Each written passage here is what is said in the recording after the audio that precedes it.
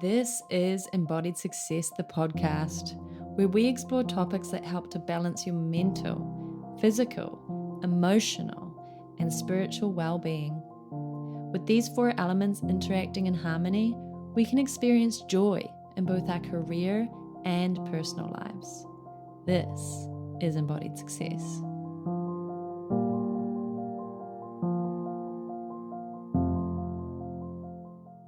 Hello and welcome to Embodied Success, the podcast. This is your host, Sarah Ann Ferguson, somatic practitioner and quantum living mentor. And we are officially in season 2 of Embodied Success. Last season's theme was messy action, and this season's theme is love. And to celebrate this new season and this beautiful theme, we have a very special guest on the show. I would like to give a warm welcome to Rosa Rowan, the Heartbreak healer, who is here to help you through love, heartbreak, and the healing process. Rosa is an artist, a healer, and a multidimensional florist. She is someone who I have known for many years, and it almost feels like she's someone I've known from a different lifetime. Our paths continue to cross in various ways, and this time she showed up in my life as the Heartbreak healer. When I saw that, I knew she had an important message to share with us. When people show up in your life in various stages, it is a quantum push. So pay attention to the message that they have to share. We all experience heartbreak in various ways. Even if we are in a relationship, we can be heartbroken. We may be with someone who suffers depression, addiction, or other psychological issues. We may have been in a relationship that has ended and our heart still grieves that connection. Perhaps we had our heart broken at a very young age, and it has shaped our self-worth or conditioned us to believe we are not worthy of love. However we experience or have experienced heartbreak, we must remember that this is the human experience, to feel deeply and to love deeply. So without further ado, welcome to the show, Rosa Rowan, the Heartbreak healer. Thank you. That was so beautiful. You're welcome. Love that. Gorgeous. So let's get to know Rosa. Who's Rosa and what's her story? Wow. Well, I am a multidimensional artist, florist, and healer. And what that means is I work with the energy field and I work with energy. And that is what multidimensional means. It means in multiple dimensions. So I do this with art. I do this with flowers. I love to create magical spaces that give people a magical experience of a new energy. I love to create spaces and environments that open people's hearts and activate something that perhaps they've never felt. So I work with energy within that realm as well as in the healing realm. So when I was a teenager, I struggled with depression and really finding my purpose and feeling like I didn't belong here. And so I became really interested in mental health as well as creativity. And so I went to art school, and then I went on to study creative expressive therapies, which is how we can use creativity to heal ourselves and enhance our well-being. So that's what my master's was on. And I was really lucky to be able to study creative arts and expressive therapies. And then I started working in mental health with young people. I was really interested because I struggled so much with mental health and depression, I really wanted to help young people navigate those years. And so I worked in mental health using those tools that I learned about creativity and how we could use that as a tool for healing and well-being. I also began to learn a little bit more about embodiment and the body mind connection and the breath, and I would guide people through mindful movement during that time, and found that that really had a beautiful positive healing impact on mental health and well-being. However, I got to 5 years in the industry and I started to become more intuitive. And within that industry, because it's government funded, I couldn't always use my intuitive gifts in that context because they are very clinical with how they treat mental health. Even though we are so blessed, we live in New Zealand and we have Te Whare Tapawha, which is the Māori tikanga and the Māori way of looking at people as body, mind, spirit beings. So that is one strength we have here in New Zealand in terms of healing. But in the mental health industry, we are still really disembodied and in the mind and trying to treat mental health through the mind. And so I went on to study intuitive therapies with a psychic healer who is amazing. She is so amazing, and she is one of my teachers. And so in this course, I began to learn more about the energy field and how the energy field holds our traumas and holds our blocks. And I began to learn about how this is where a lot of healing can be accessed and unlocked in our energy fields, because this is where it's held. And I began to learn more about how I can use my own intuitive abilities, my own intuitive gifts, essentially psychic gifts, to enhance and help with healing and unlock healing. So the psychic abilities are called extrasensory perception. And so they are an extension of our senses. So ever since I was little, I always was very sensitive to energy, and I would get goosebumps and I would feel a lot in my body. And I would find it hard to decipher between my own anxiety and feeling other people's anxieties, and basically feeling energy. So part of my journey has been to figure out what is my energy and what is other people's, and how I can cleanse myself and keep myself well and not be carrying in my energy field what I don't need to.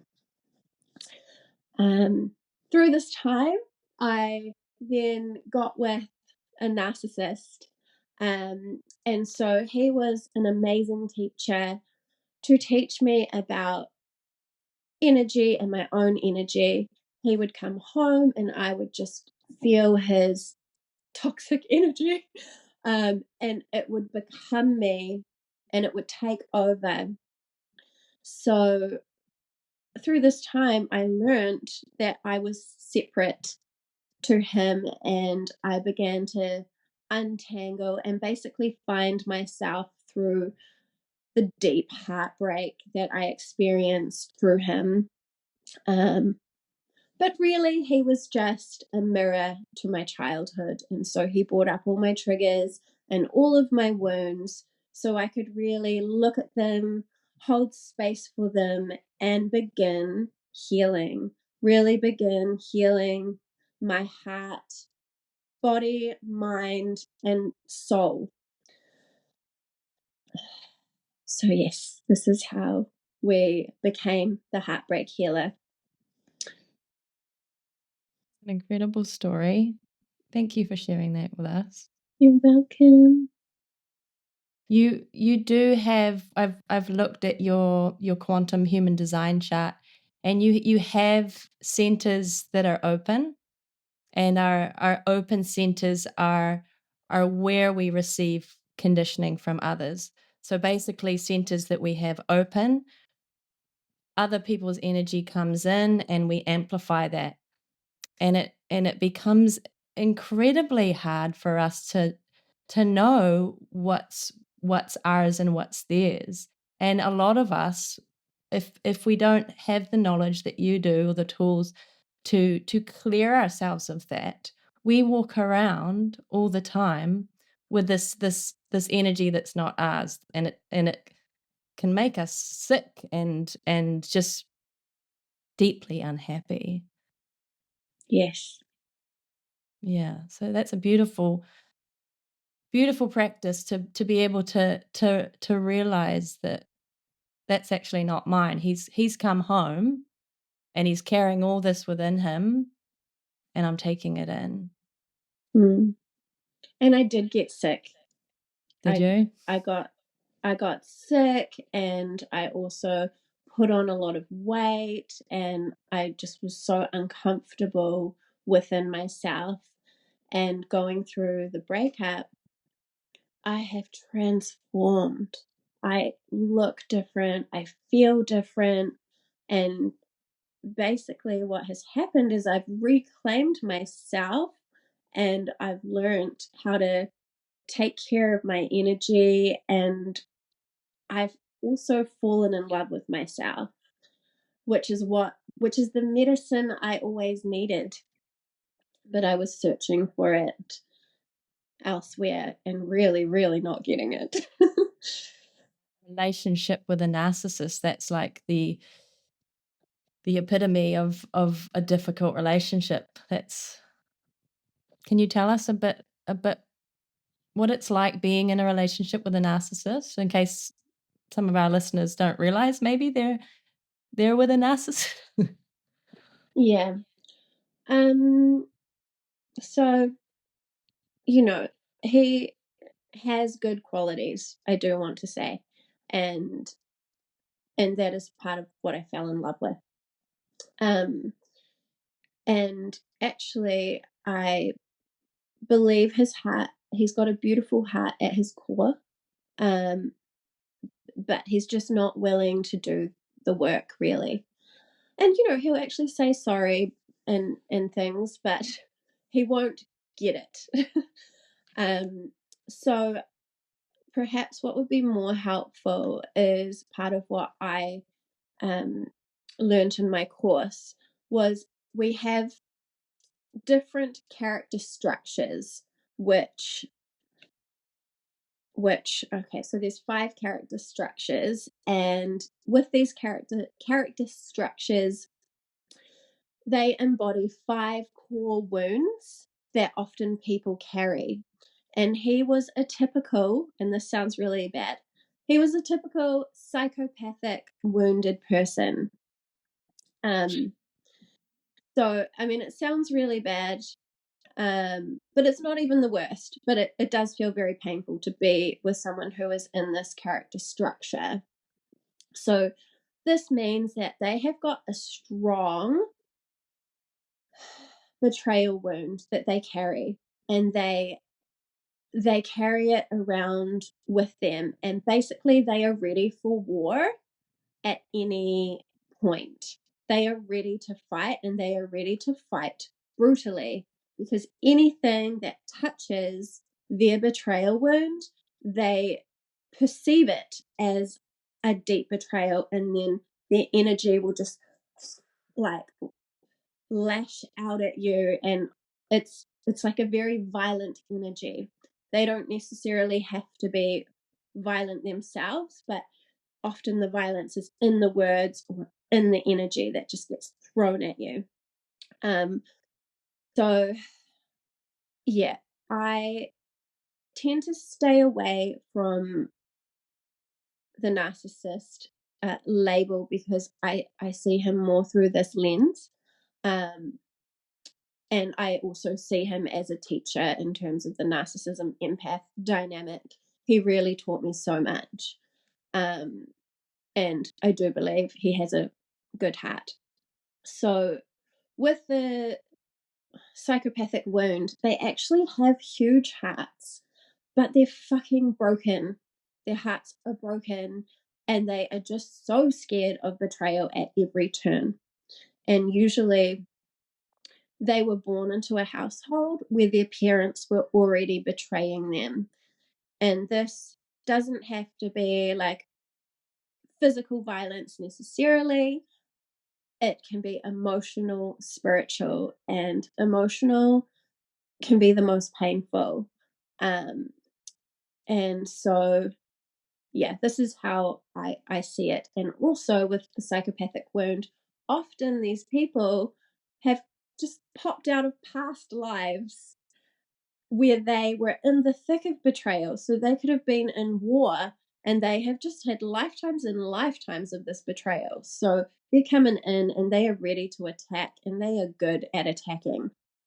So for me, he really was my first, like, really aggressively psychopathic person. And I really needed to figure out how I could deal with that because it was destroying me. Like, I was so sensitive that I was feeling ripped apart by these attacks, which were not about me because I was never betraying him. He was just triggered. So I began to learn the healing response. There is an energetic healing response you can do when someone is psychopathically attacking you. And I had to learn that for my survival because I honestly felt like I was going to die in there. Not be murdered, but just emotionally, just feeling like torn apart. And so I learned the healing response and it began to work, but I just fell out of love. And I couldn't do it anymore. And I could do the healing response and I could let him know what work he needed to do, but he wasn't willing to do it. So perhaps that's the narcissism piece, really not willing to see the pieces where he really needed to work on himself. And, I feel relationships, none of them are perfect. We always will trigger each other. It's part of what they're here for. They are teachers and they are mirrors for really the wounds that lie within us. And some people we can heal with, and some people we can't. Some people we're learning our boundaries and we're learning who we are and to value ourselves and that we have worth, and we're learning to love ourselves. Yes, I'm not sure if that answered your question. Yeah, no, that was beautiful. And with a narcissist or any relationship that there's issues, this is like you said, it's their conditioning. It could be intergenerational trauma, deep wounds that this person could heal from and Yeah. could end up having a good relationship with someone. But if they're not willing to do the work, then it's really difficult to stay in that relationship, even though you know the potential if the work was done on that conditioning.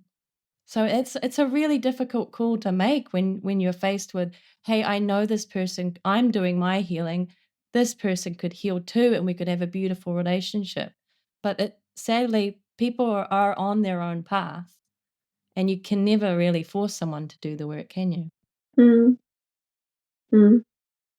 No, but you can be that beautiful mirror for them to reflect what's coming up. But yeah, you can't work with someone who's not willing to work with you. Yeah, I feel like my partner has taught me a lot. He's about my own triggers and anger or resentment. I used to blame him quite a lot on all that Mm. until I went and did somatic therapy and realized he was just he like you said, he was just a mirror. He was just showing me my shadows and where I needed to work on myself. It's extremely rude. Well, some people have in their human design charts, they actually are a karmic mirror. That is their the character they have come into this world to play. And he's actually one of those people that Wow. he shows people in relationships what their own shit, really. I love that for you guys. Yeah, it's great. Um, so you and I were born in the same year, and we're both alchemists in quantum human design. And so our shadow aspect is quitting out of frustration and always trying to figure out what's next. And this is usually there's usually a waiting process because we have alchemists and also time benders, which are the hybrid of the manifester and the generator, which in quantum human design is called the time bender. There's a step stair learning process. So we go through life and we start building foundations and mastery, and we gain all this momentum, and we're creative, and we're going, and then the stair part comes, and it's a plateau, and there's a waiting period in there where what's happening with our energy field is we're building up the momentum for the next level of creativity and mastery and expansion. But what happens for our type is we get frustrated, and things aren't happening as quickly as we wanted or how we have expected. And a lot of us, before we reach the next level, we might quit. So I'm wondering if you've experienced this in your life in some way. I definitely resonate with the frustration piece. Yeah. That's Particularly around, your sorry. that's our emotional theme as alchemists. Each type has an emotional theme, and ours is frustration. Yeah. Why is it taking so long? Ugh, fuck this. Yeah. I mean, I have a vision at the moment which is leading me, and it's taking so long. And I know I've got more work to do, but I'm not patient. And I know Well, it will be magical, but oh god.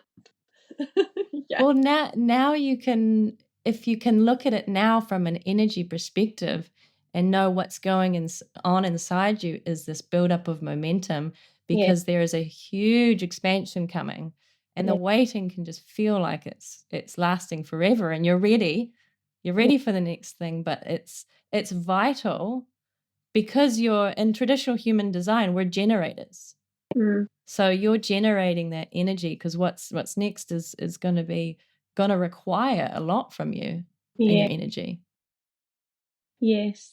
And I do see that, and I do see how all of the lessons and all of the pain, all of the struggle, it has transformed me on an energetic level. If you were to look at my aura 3-4 years ago when I was in that relationship, disgusting. I mean, I love you, darling, but oh my gosh, I have shifted and healed and released and literally transformed my body, mind, and spirit so much.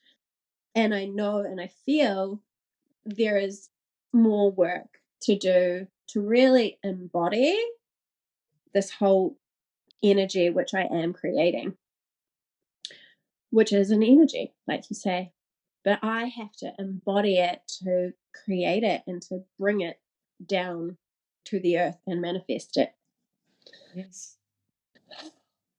It's a big job. It is. But it's magical. It's so magical. It's such a beautiful path to take. Mm. So tell me a little bit about, say someone came to you. What's the process like? If someone was struggling with heartbreak from any aspect of, either they've just come out of a relationship or they're in a relationship, they feel heartbroken, or they just struggle because maybe they were heartbroken in their youth and that's kind of shaped them. Mm. Well, I work with cards. So in my intuitive therapy training, I learned to work with my extrasensory perception, so psychic abilities, and work with cards. So I frame it as readings, but really it's a healing, and it's essentially my mental health work that I would do with people when I worked in mental health, but it's more holistic. Um, so we book a session and then we either do it online or in person, and then we just begin chatting to see what is there and what is coming up. And then if they want to work with the cards, then we do. I have multiple decks and they're all really beautiful and slightly different energies. Some are more earthy.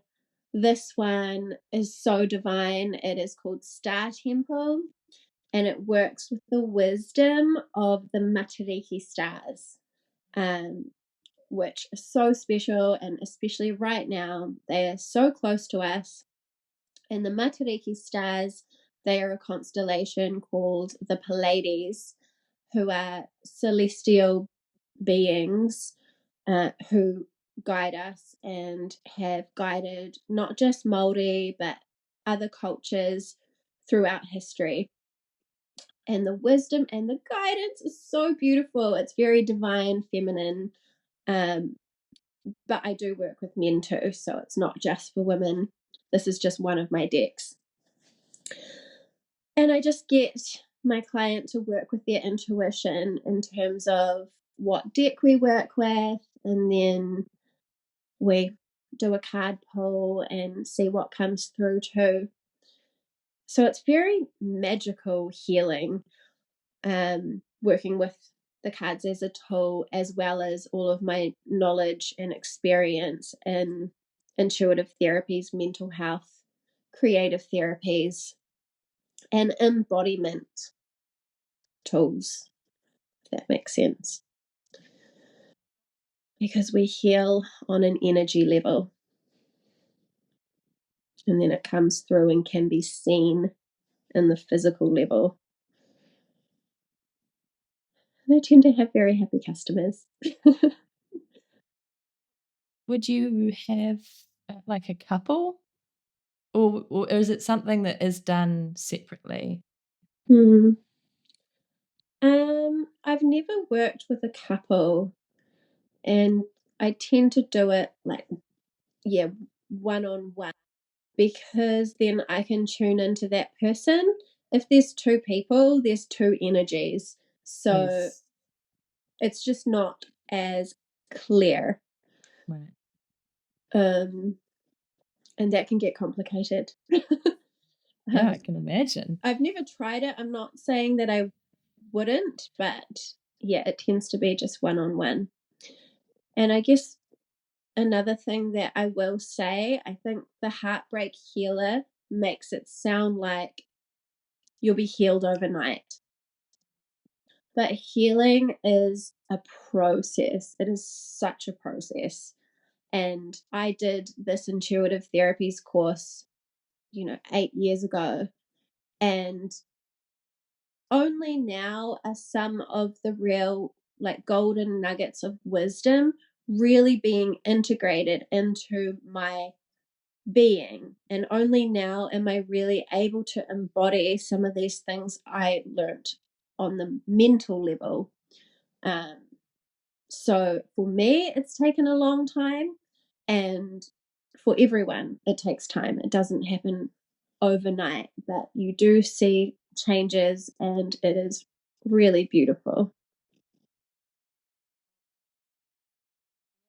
I feel like the saying that time heals gets thrown around quite a lot, but I don't necessarily believe it's time. I believe it's the inner work, because you could be feeling a certain way, be heartbroken, and you could repress that and use things like alcohol or drugs or watching lots of Netflix to just repress that feeling for years and years and just never confront it. And that's a lot of time would have gone by, but have you really healed? Healing is a process that you take part in, you know? Yeah. And if you do that, the pain is still carried in your energy field. The pain is still carried in your heart. You're just not in a relationship, so it's not triggered. But as soon as we get into a relationship, that's all going to open up again. The same pain, and it's not going to be about that person.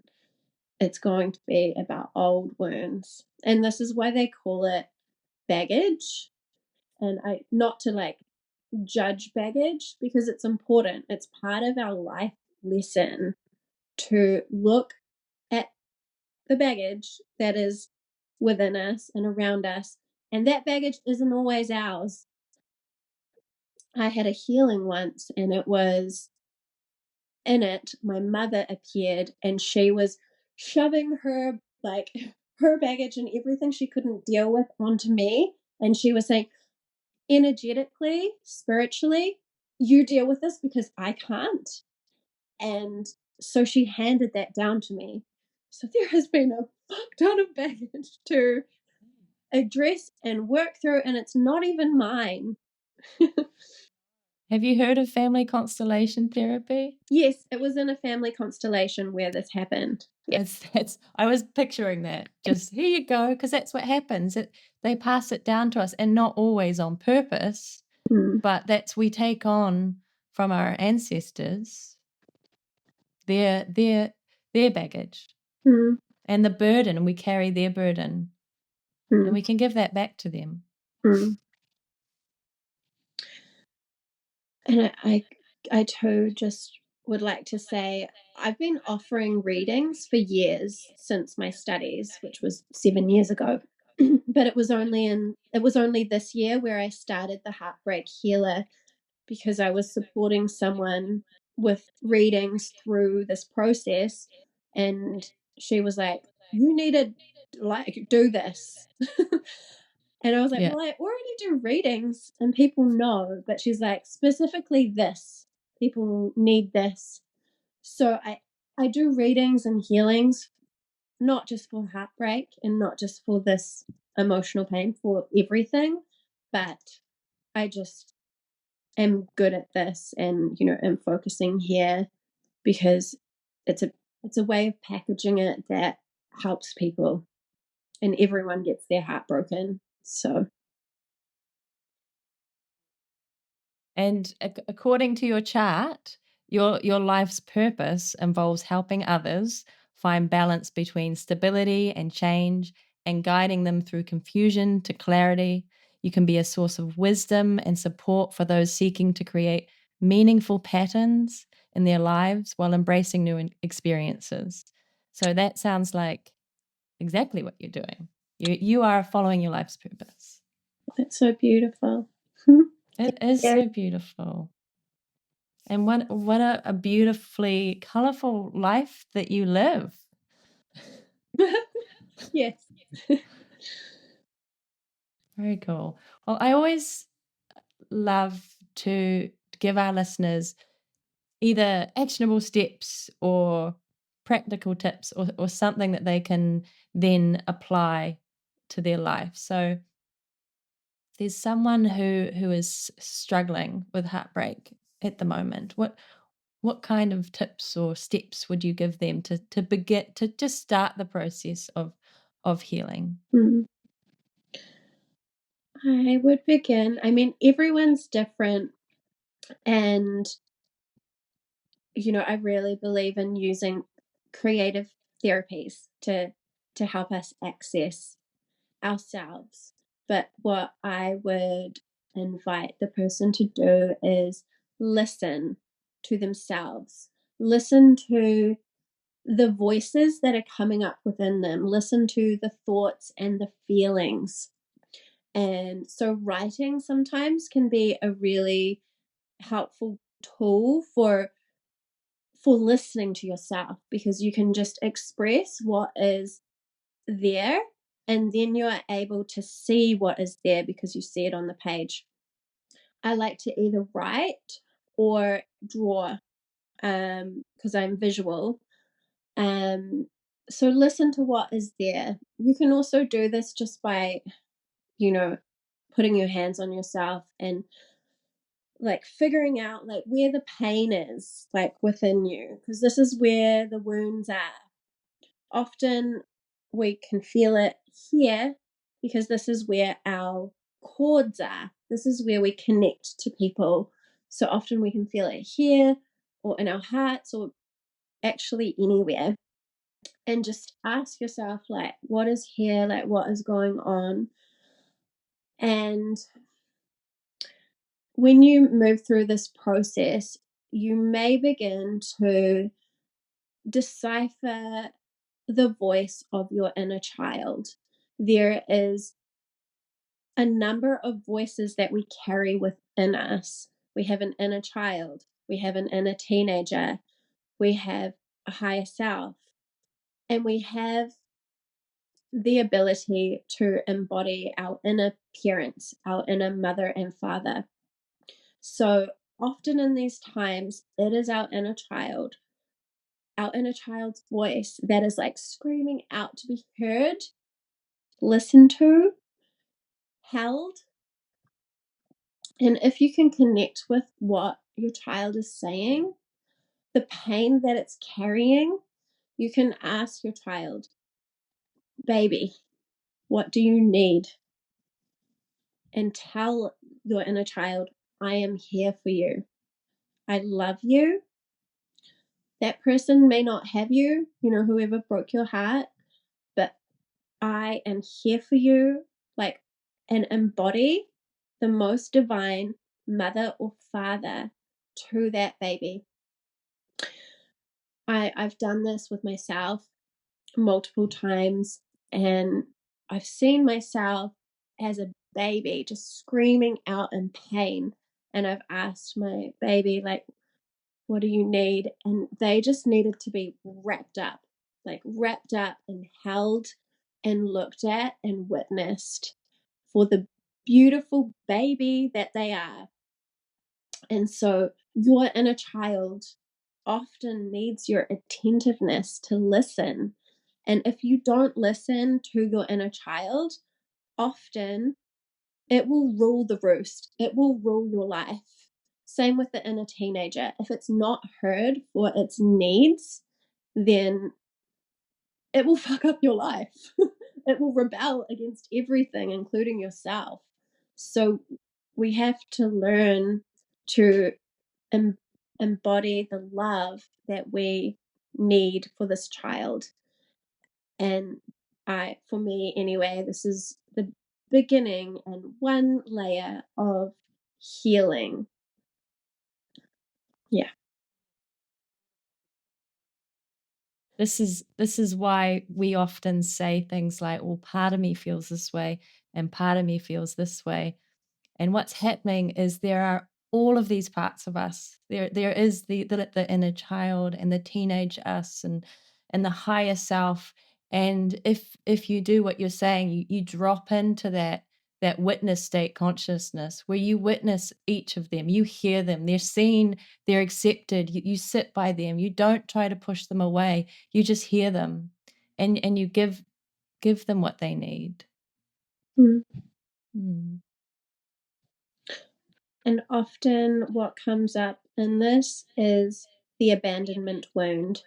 And not everyone, to have the abandonment wound, you don't have to just be left by your parents physically. Right. To No. have it, you can be emotionally abandoned by them, spiritually abandoned by them, or physically. And it's basically impossible for every parent to be there for their child for 100% of their needs all of the time. So most of us carry this to some degree. Yes. And part of the key to unlock this and the healing is telling your inner child, I will not abandon you. I am here for you.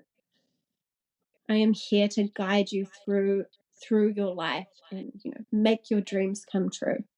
I am here to love you and give you the love you've always needed. Yeah. And this is such a beautiful thing to recognize as a parent too, because as a child, I have always been a very emotional person, and as a child, my emotions were huge and probably triggered my parents. And I think they often have told me if I was going to be that way, go to your room. So my message was that my emotions were too big to be seen, and that I needed to hide those. And so now raising my son, when Sorry, he please. when he Sorry. that's cute.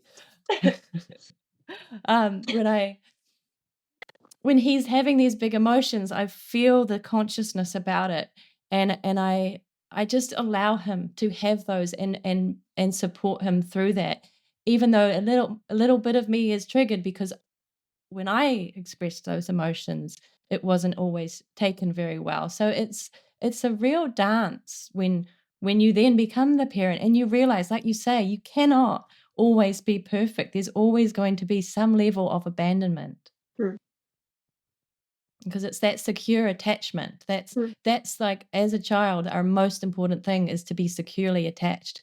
And if we are in fear that we are losing that because maybe our emotions are too big or we're doing something, then that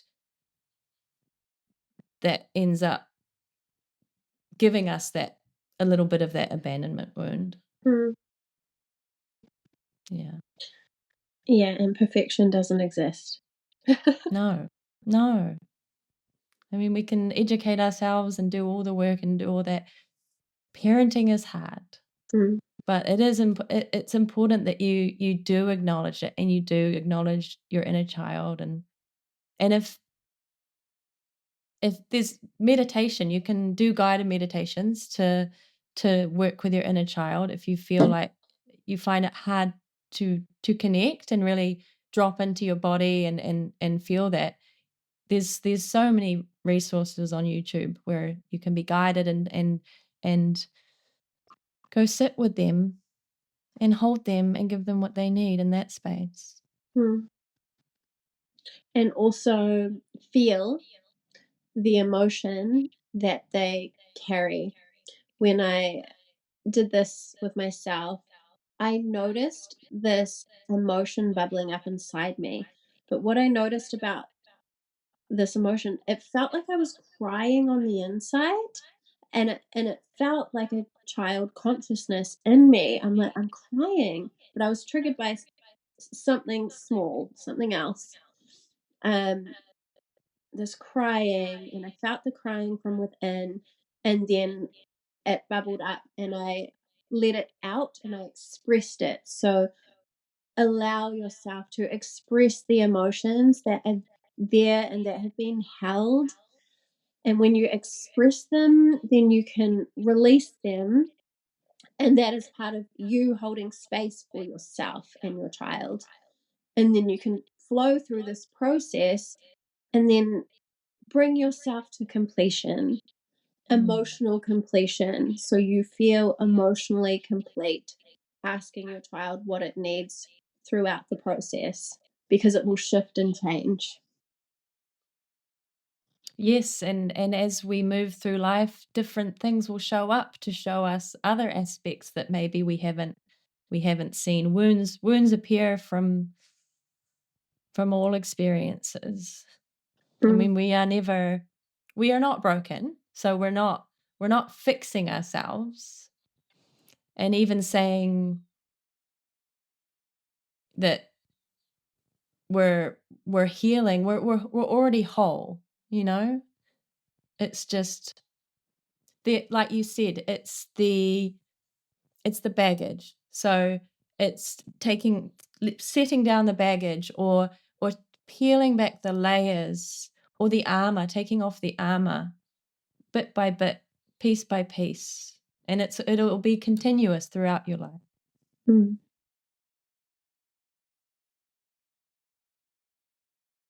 Well, thank you so much, Rose. You're welcome. Pleasure. Such a beautiful conversation. Mm. So I will put all Rose. Well, first of all, I'll put all this in the show notes. But if we want to speak with you, how do we get in touch? How do we find you? You can either visit my website, which is rosarowan.com, or Instagram. So I have the Heartbreak Healer handle, which is pretty new. And I also have Rosa Rowan, which is my main profile, and that's where my flowers and my art live. But I also do readings from that platform too. So any of those places. Okay. And I have Afterpay available on my website. So Very cool. I'll make sure that all that information is in the show notes. So I hope that you have found this episode to be helpful or inspiring in some way. And thank you for listening to the very beginning of season 2, themed love. Our beautiful guest Rosa here to bring us into this new era. And I will see you on the next episode. Thanks for listening. thank you.